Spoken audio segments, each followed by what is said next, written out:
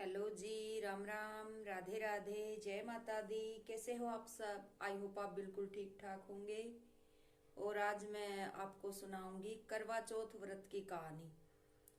व्रत भी भाई नजदीक आन लाग रहा है, तो जिसने भी कहानी ना आवे वो भी सुन लियो।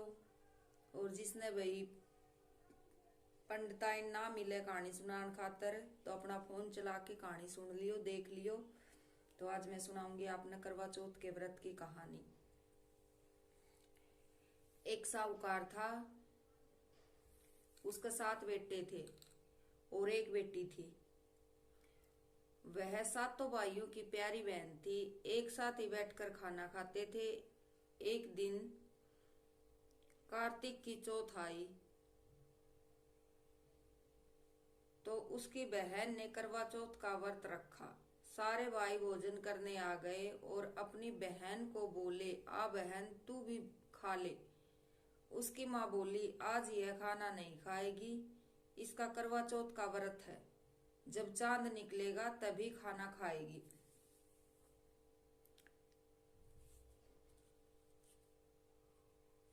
जब चांद निकलेगा तभी खाना खाएगी। तो उसके भाइयों ने छल कपट से जंगल में आग जलाकर छलनी में से चांद दिखा दिया। तो वह अपनी भाभीियों से बोली, चलो चांद निकल आया, अर्घ दे लो। और उसकी भाभी बोली, ये तो तेरा चांद निकला है, हमारा तो रात को निकलेगा। यह सुनकर भाइयों के कहने से उसने चांद को अर्घ दे दिया और खाने बैठ गई। पहला टुकड़ा तोड़ा, उसमें बाल निकला। दूसरा टुकड़ा तोड़ा तो उसने छींक मारी। तीसरा टुकड़ा तोड़ा तो राजा के घर से बुलावा आ गया कि राजा का लड़का बीमार है, जल्दी भेजो। माँ ने लड़की के पहनने के लिए 3 बार संदूक खोला, तीनों बार सफेद कपड़े निकले। अब उसको सफेद कपड़े पहना कर ही ससुराल भेज दिया। और माँ ने लड़की के पल्ले में एक सोने का टका बांध दिया और बोली, रास्ते में जो भी मिले पैर पकड़ती जाइयो और तुम्हें सुहाग का आशीर्वाद जो भी दे उसे यह सोने का टका दे दियो और पल्ले को गांठ लगा लेना। अब उसे रास्ते में जो कोई भी मिला उसके पैर पड़ी, पर किसी ने भी सुहाग का आशीर्वाद नहीं दिया। अब वह ससुराल में आ गई तो दरवाजे पर छोटी ननद खड़ी थी। वह उसके पैर पड़ी तो ननद बोली, सीली हो, सपूती हो, 7 बेटों की माँ हो, मेरे भाई का सुख देख।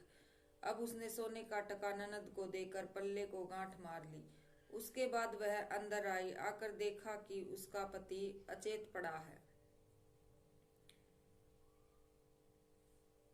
अब वह उसे लेकर एक कोठरी में पड़ी रही। 1 साल तक उसकी सेवा की। उसकी सास बांदी के हाथ बची कुची रोटी भेज देती। इस प्रकार उसे अपने पति की सेवा करते करते 1 साल हो गया। करवा चौथ का व्रत आया।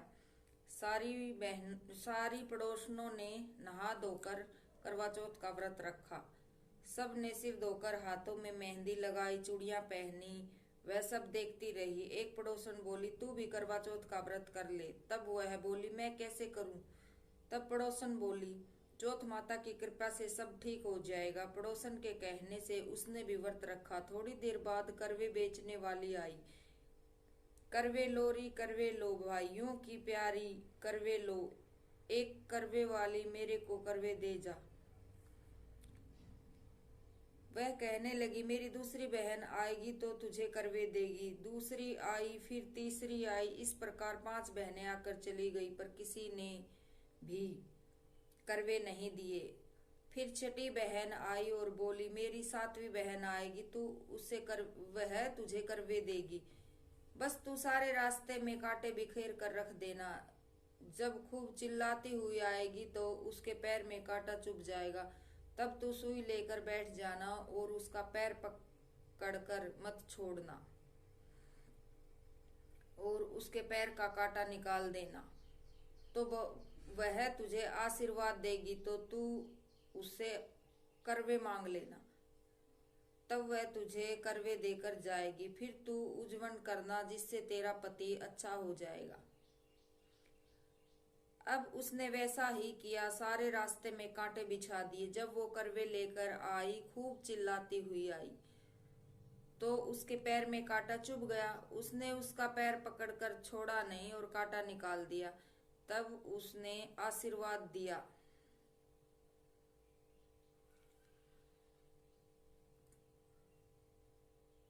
तब उसने उसके पैर पकड़ लिए और बोली, जब तूने मुझे आशीर्वाद दिया है तो करवे भी देकर जा। तो करवे वाली बोली, सुन, तूने तो मुझे ठग लिया। यह कहकर उसने उसे करवे दे दिए। अब करवे लेकर उसने उजमन की तैयारी की, व्रत रखा। राजा का लड़का ठीक हो गया और बोला, मैं बहुत सोया। वह बोली, सोए नहीं, 12 महीने हो गए तेरी सेवा करते करते। चौथ माता ने सुहाग दिया है। उसका पति बोला, चौथ माता का उजमन अच्छी तरह से करो। अब उसने चौथ माता की कहानी सुनी और उजमन किया। अब वे दोनों चौपड़ खेलने लग गए।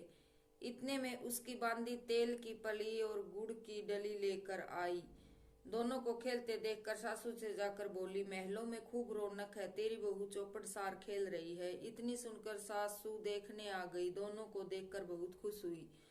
बहू ने सासू के पैर दबाए और सासू बोली, बहू सच सच बता, तूने क्या किया। उसने सारा हाल अपनी सासू माँ को बता दिया। तो राजा ने सारे शहर में ढिंढोरा पिटवाया कि अपने पति की सुरक्षा के लिए सब बहनें करवा चौथ का व्रत रखें। पहले करवे को अपने पीहर में जाकर उजमन करें।